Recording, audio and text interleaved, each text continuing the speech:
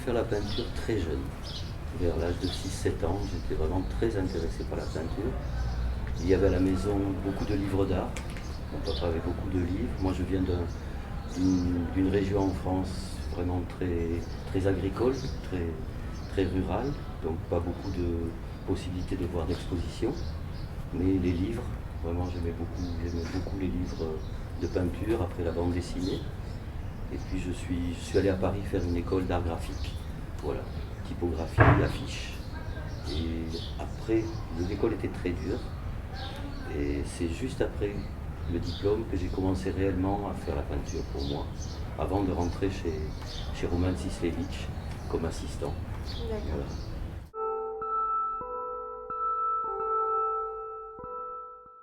Oui, c'était organisé par l'université de Bayreuth en Allemagne, qui a un département africain depuis une trentaine d'années, qui sont les premiers à s'être intéressés à la culture populaire, à l'art populaire africain et aux artistes contemporains, bien avant les Français.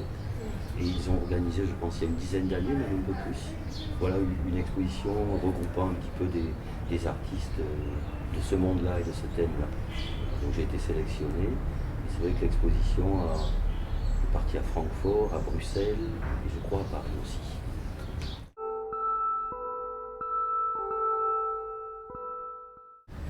Moi, c'est vrai que je viens de l'art graphique.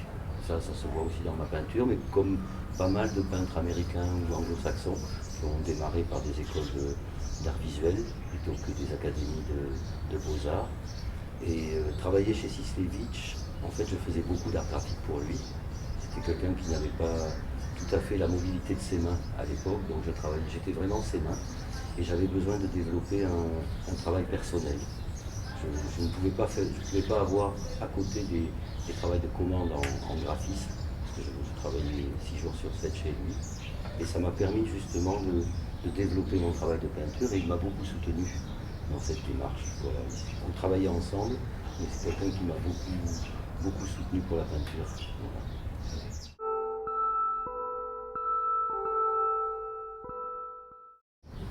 Ça a été ça a été un tournant un petit peu. J'avais une peinture qui était beaucoup plus expressionniste, beaucoup plus abstraite, jusqu'en 2002.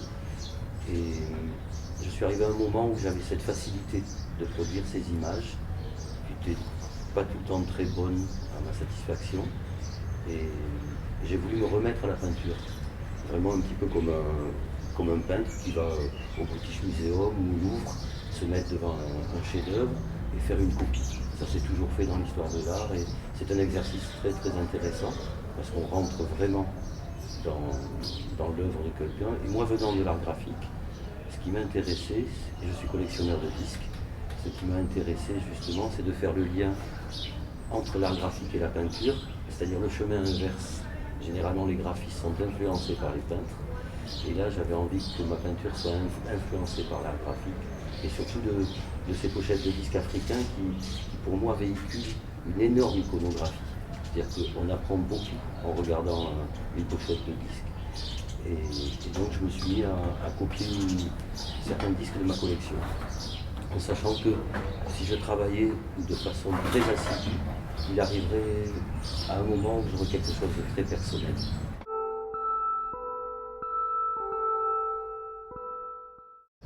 Oh, ça fait très longtemps, ça fait une trentaine d'années. Voilà, c'est une de mes premières fiancées qui était africaine. Et on écoutait ça à la maison. Son papa amenait des disques.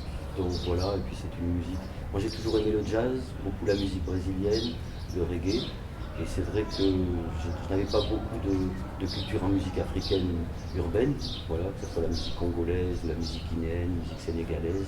Je suis un passionné de musique cubaine. Et j'ai trouvé ici en Afrique des orchestres africains qui jouaient merveilleusement la musique cubaine, que ce soit au Sénégal, que ce soit au Congo, que ce soit en Guinée. Voilà, et c'est vrai que j'ai toujours été. Je collectionne beaucoup de choses. Voilà, j'accumule beaucoup de choses à Paris, dans mes ateliers. Et voilà. Et j'ai acheté ici mes premiers disques au marché, parce que c'était vraiment la fin du vinyle, le début du CD. Et donc on trouvait énormément de disques voilà, dans les marchés aux puces ici à Dakar. Donc j'ai commencé à acheter. Voilà.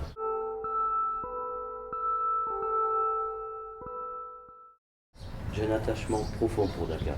C'est une ville que j'aime beaucoup. C'est une ville aussi qui a toujours su accueillir des artistes depuis les indépendances, depuis Senghor.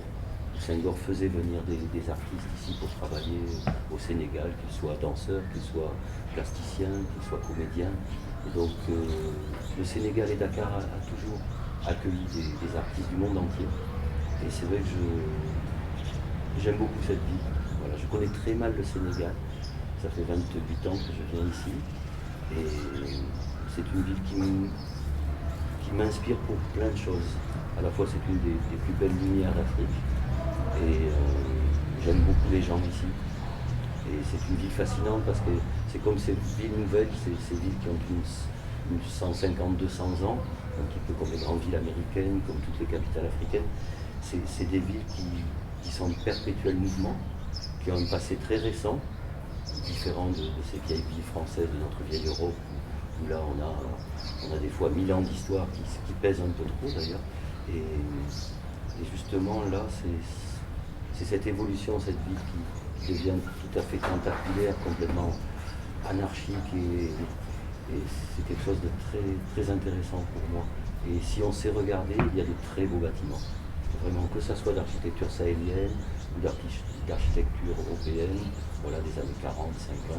Malheureusement, beaucoup se détruisent pour faire place à des immeubles modernes, mais il reste encore de très beaux chefs-d'œuvre d'architecture.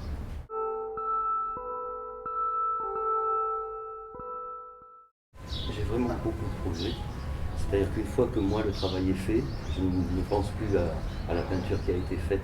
Je pense toujours aux peintures ou au collage que je vais réaliser. Et là, j'ai une série de collages que je veux vraiment faire dans les mois qui viennent.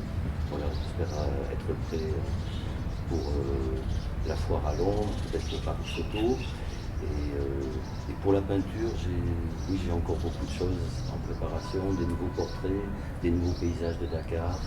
Voilà, et travailler maintenant sur la renaissance de 100% Dakar, à la fois en art graphique, mais aussi par le moyen de la peinture.